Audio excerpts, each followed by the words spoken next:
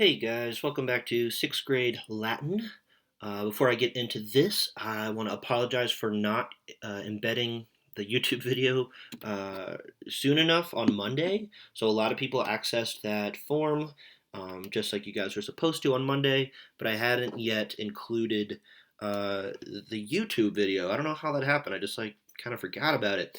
But I sent out an email later that day, and maybe not everyone was able to get that. And that's totally on me. But I saw some people were able to access the video.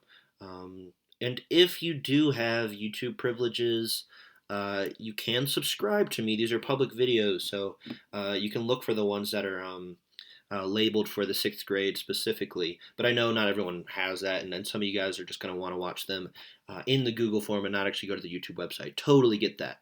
So that is all to say, if you were one of the people who wasn't able to get in contact with on Monday and didn't see the video for Monday, pause this now and scroll down this Google form and go watch that video first. That will help a lot with the little assignment I gave you. So once again, sorry about that, guys. That was not great. But anyway, now we can check these sentences.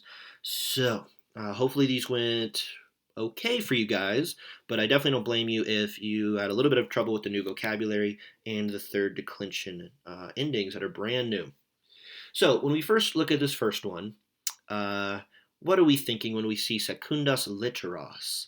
Hopefully, those endings kind of stand out to you. And littera litteri, that's one of the new words that we get that's actually just good old first declension. So this is not a third declension word. Those endings should be somewhat familiar to you. And since presumably you guys already worked on these, I'm going to move through these pretty quickly, and you maybe won't have to pause. But you can still do that if you want, if you want to give these a second shot.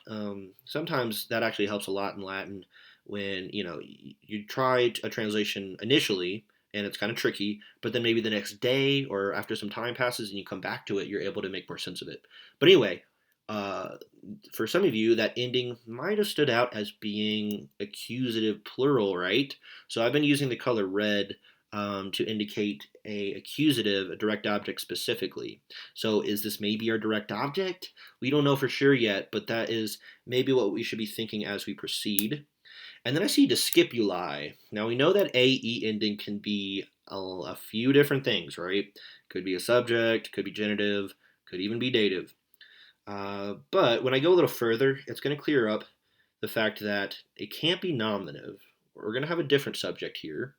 And when I see the AE ending in a noun right after another noun, I tend to think that maybe it's just genitive, like it's possessive.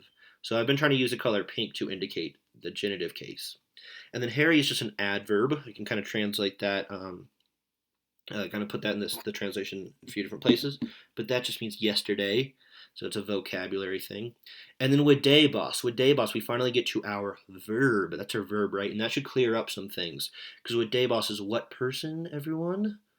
It's second person, exactly. And maybe you're also aware that it is actually imperfect. Okay, it's not just vides, it's videbos. So it's imperfect, meaning it's kind of like this past tense verb. All right, and then we see a conjunction. But let's try to translate this first half before we get into the second half. So I will say this one out of all three it translates to sound kind of awkward. Grammatically, it's fine, but it's kind of a kind of clunky sounding sentence. But you might have gotten something like you saw or were seeing the second letters or maybe favorite literature. Remember, litera can be a letter, as in a letter of an alphabet. But if it's plural, it can be like a letter that you send, or it can just be literature in general. And secundus is often second, but every once in a while it can be favorite. So the fact that that's so open ended is what is kind of making this kind of clunky for me to translate. But then it's the second letters of the student yesterday. And now we get into the second part, et de verbis tum cogitabas. So day, hopefully you remember day is going to be a preposition, meaning from or about, and it needs an ablative buddy. So what is its ablative buddy? I think it's going to be verbis. So from the words or about the words? I think the next two words will kind of clear it up. So tum cogitabas. Cogitabas is from our old friend cogito cogitare, to think. And this, just like videbas, is imperfect. So it's going to be something like you. The you is still the subject. It's contained within our verb ending, right? And you were thinking or thought about the words then. So I think we're going to translate day as about, as opposed to uh, from. Um, just because we think about things in English, we don't think from things. All right, good. So clunky sounding translation, but the grammar is useful. Number two, way less clunky. This one is kind of nice. There's actually like a little narrative going on here. Feminae sine mora civitatem de insidiis et exitio malo modebunt. Let's check this one. Make sure you guys have your translations out. By the way, I do ask that people enter them into the form today before watching this video. But hopefully you're actually writing these translations out on a piece of paper or in your notebook, and that's what you can be checking right now. I should have mentioned that at the top of the video, but better late than never. Okay, so feminae. When I first see feminae and it's the first word, I'm thinking that's just the subject. All right, that's just the most kind of obvious thing for me to assume at this point. And then I see sine mora. Sine is our preposition meaning without, and mora means that I bet a lot of people have forgotten that one, but it means delay. So we often see it as the object of sine. And I'm using green for ablative prepositional phrases. So I'll put the preposition and its ablative object in green. So the women, sine mora, and then I see civitatem. And civitatem, that's brand new vocabulary, and that is a third declension noun. So ignore pax pacus, but I'm bringing this chart up so that we can look at our third declension endings again and figure out what case civitatem is. Because, yeah, it's a third declension noun. These endings are brand new. So we're going to have to take a second to figure out what the case of civitatem is. And I've already kind of bolded the answer. That em ending, it's got to be accusative singular. Okay? So that means that this is maybe our direct object. I'm not totally certain at this point in the translation, but it seems likely. And then de insidiis. Could that be another ablative prepositional phrase? Just like day showed up in the last sentence, so it's shown up again. Okay, so, and then exitio malo, that can also be an object of day. So that's kind of tricky, and worth noting is that day can take two objects. It's taking insidiis here and exitio, and not just any exitio, but malo exitio. Okay, and then monebunt, that bunt cake ending means it is future tense. So hopefully you got something close to the women, without delay, will warn, because that's our verb, we need to bring that in before we translate the direct object, the state about the plots and evil destruction. Okay, civitas can be citizenship, but it's often state, and I think state is how we want to translate it here, because citizenship would sound a little more awkward. So yeah, they're warning them about the plots or the treachery or the ambushes. That's what insidia, insidii can be translated as well as the evil or the wicked destruction. Remember, exitia means destruction, not exit like you would think. Okay, hopefully this one went pretty well for you guys. Since the actual subject matter of the sentence is more coherent, it might have been easier to translate than the last one. All right, there's one important thing to note for this one. We'll go over that right now. Quando homines satis virtutis habebunt. Okay, so quando, that's kind of a vocabulary thing. That just means when. And then it's important to see that not only is this starting out with when, but it's going to be a question. And questions are important because you often have to get a lot of information from your verb right off the bat before you even get into the translation. So our verb's at the end here, all the way on the other side from quando. It's habebunt.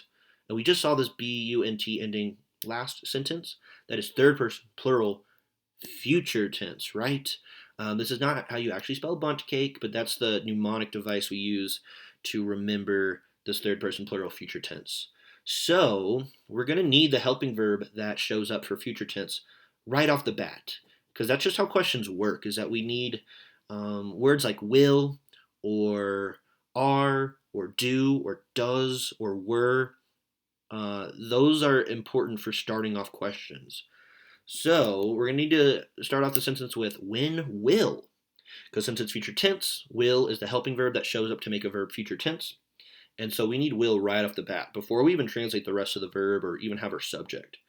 So what is our subject? Could it possibly be this first noun we see, homines? That is a new noun. And so I'm bringing up a few of the cases for third declension again. And yeah, I think that could totally be our subject. It could also be direct object, but it's the first noun we have. It agrees with habebunt. Okay, habebunt needs a they. Men counts as a they, so maybe it's our subject. When will the men have, because that's what habeo means, and then the last two words, enough virtue, where tutus is actually genitive. So again, look in the lower left corner at that third declension genitive ending. Third declension genitives always end in is. This is not the long is that shows up in ablative dative plural for the first two declensions. And so since it's genitive, it's technically like enough of virtue. But that sounds a little weird. In English, we would just say enough virtue. So you can kind of drop the of. But yeah, when you see satis, which means enough, it'll often be followed by a genitive. Yeah. So hopefully you guys got kind of close to these. But like I said, I would not be surprised if these were a little tricky because of all the new vocabulary and because of the new third declension endings. All right, that is it for today. Make sure you've entered in your translations in the form. Um, and again, I apologize about that technical issue on Monday. I'll really try to be careful about that in the future. You guys are doing really great with these online classes. All of the teachers have been super impressed. And we miss seeing you guys, and I can't wait to be back in the building. But it's really cool that we can still do our lessons this way. And y'all are doing just a really great job with this. So great work, guys. I will talk to you on Friday. Also, last thing, on the form for today, I just have a little box. It's optional. You don't have to type anything at all if you don't want. But I just want to see what you guys are interested in hearing about on Friday. Like a historical thing or a cultural or maybe a mythological thing. If there's something relevant to Greco-Roman society in general and civilization that you want to learn more about, maybe it's something we've already talked about, you can let me know. But yeah, it's totally optional. All right, guys, I'll talk to you on Friday. Thank you, and Walete.